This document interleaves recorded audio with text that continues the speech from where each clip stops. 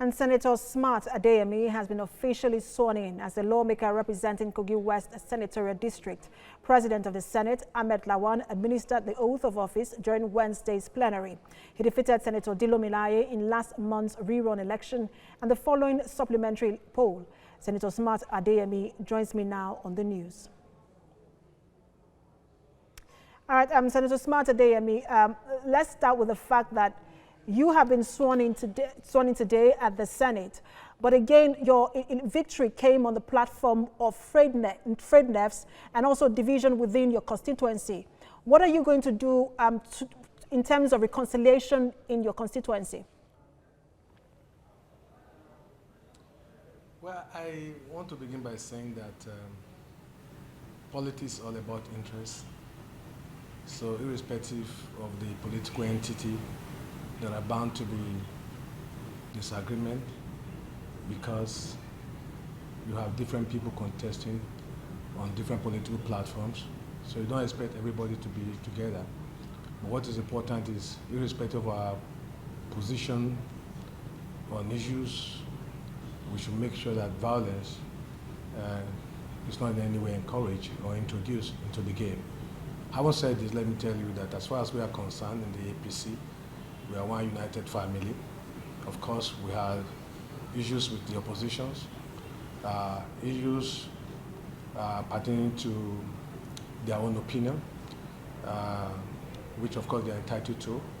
I'm sorry, Senator Smart Adeyemi, allow me to butt in here. As much as you have the opposition, but that opposition is also in your constituency, which means that you now also represent them in your constituency, whether they are opposition or not. So what are you doing to ensure that you carry everyone along? Well, for that, there's no problem. I've been talking to quite a number of the notable personalities, opinion leaders and semi-opinion leaders. The bottom line of politics in Africa is development and the right of protection of rights of everyone. Today in Nigeria, gradually irrespective of political party that one may belong, the issue of integrity is now synonymous with politics. So there are quite a number of people in the opposition that actually voted for me. I didn't win on the basis of just APC. There are quite a number of leaders of PDP that came to us in the evening and told us that like Nicodemus, they're going to support us because they were the view that Kogi West requires a man of honor, integrity, who will not put rascality into politics and insult leaders like Obasanjo, President Buhari, Asiwaju Tinubu, whom my predecessor insulted. I've since apologized to all those opinion leaders to please, on behalf of Kogi West, forgive us for the utterances of the pretender that occupied this office before by insulting notable personalities. So in essence, people voted for me, they cut across the political parties. They are not just APC people that voted. People wanted a change.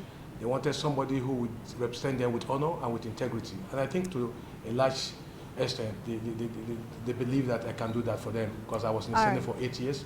And that has been why I probably won. So my election was not just limited to supporters or members of APC alone.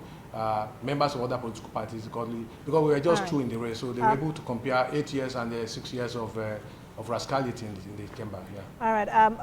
Let's go away from politics now and get into the matters of why you are at the National Assembly.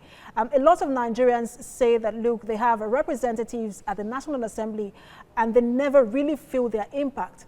What are your plans for your constituents? Well, I think in my own case, one of the reasons why I won this election was people were able to assess my performance in 8 years that I was in the Senate. First and foremost, I was able to reach out to my constituents. If time will permit me, I can roll out some few things I did. I had a scholarship scheme for students in my Senatorial District, and I helped to augment or support the effort of government in the healthcare sector and social activities of the people in the wealth, in the social amenities of the area. I provided no less than 80 boreholes when I was in the Senate. I can mention the areas where these boreholes are located. I built a stadium to promote sporting activities. I went to the US. I brought 22 ambulances, 550 beds and mattresses, which I disputed.